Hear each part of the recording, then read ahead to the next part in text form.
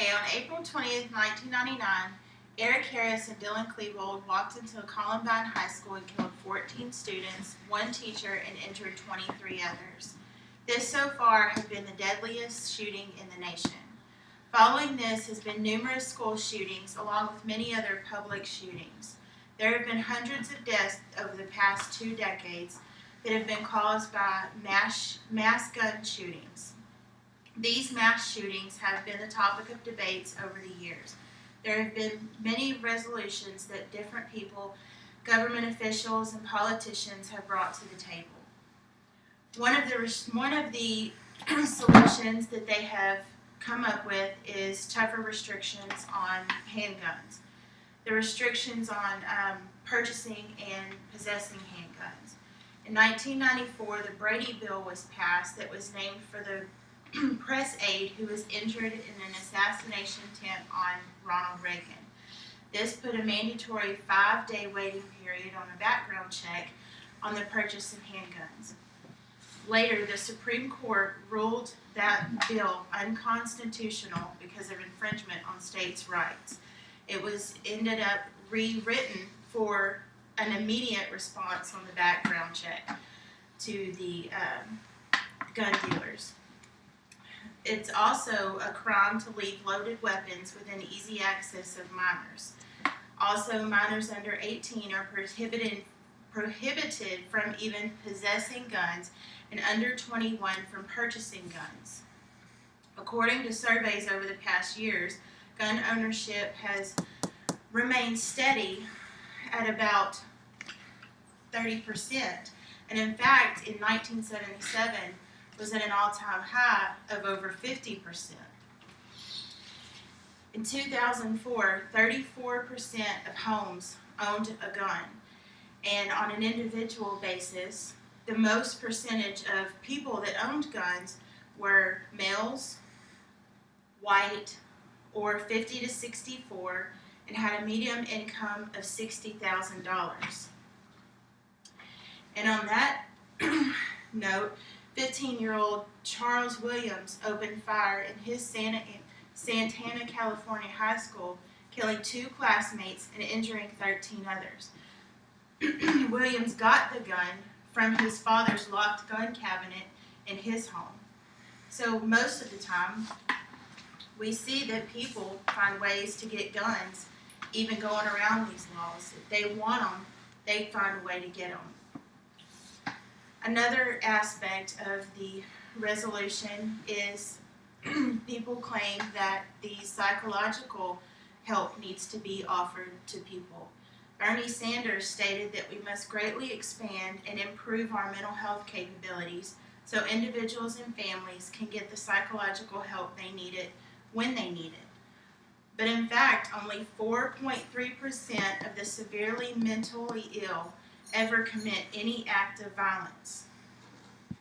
Mr. Hassan was a trained psychiatrist by the military to help soldiers that returned from deployment deal with their mental stress on the return. He ended up going to Fort Hood, where he was based, and shot 13 people and injured 32 others.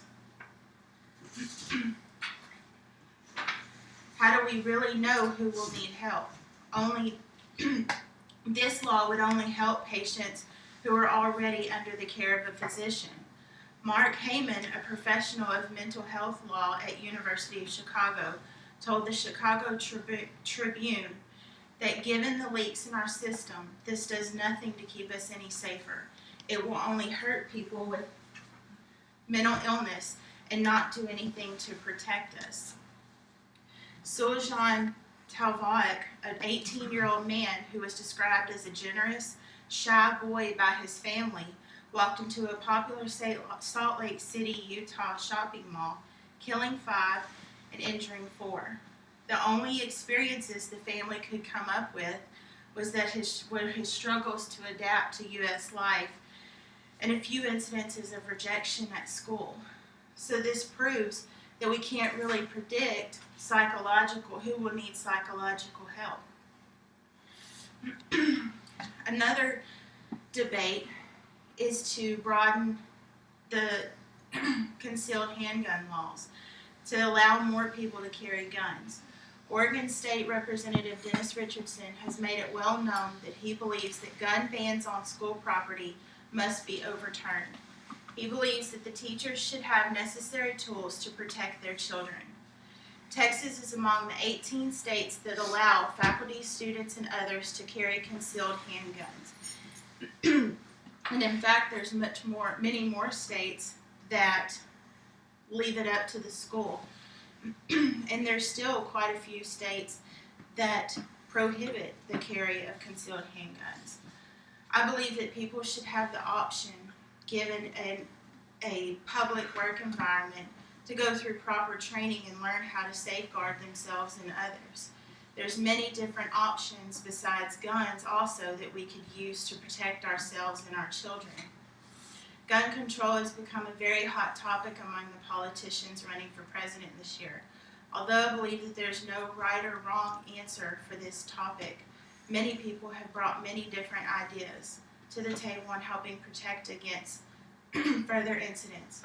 There have been proposals on laws to toughen restrictions on the purchase of guns, but what would they really do? Make it tougher for people who actually use them for gain or for personal protection to acquire. Compared to the shootings that have arose over the past 2 decades, the majority of people who own guns use them appropriately. Another option is the psychological help. While these people definitely need psychological help, we can't predict who needs this help. How do we really know ahead of time? And lastly, we need to allow for the proper training and tools. Although I can see the problems that could possibly occur if we allow the wrong people to carry them, the crime rate doesn't reflect that in most areas. As a parent, I would feel safer knowing certain precautions were being taken to protect my child and myself, God forbid a situation would arise. Also, there are measures that could be taken, such as metal detectors, tasers, gas bombs that could be used, and proper training for school officials, public officials, and anyone who might work in an environment dealing with the public. Every day, people walk through airports, city buildings, concerts, public buildings, and they have to pass through metal detectors to look for weapons and anything anybody has that might be used as a weapon. As sad as it is, why would a school or university be any different? I embrace the idea of taking steps to safeguard myself and my children on a daily basis.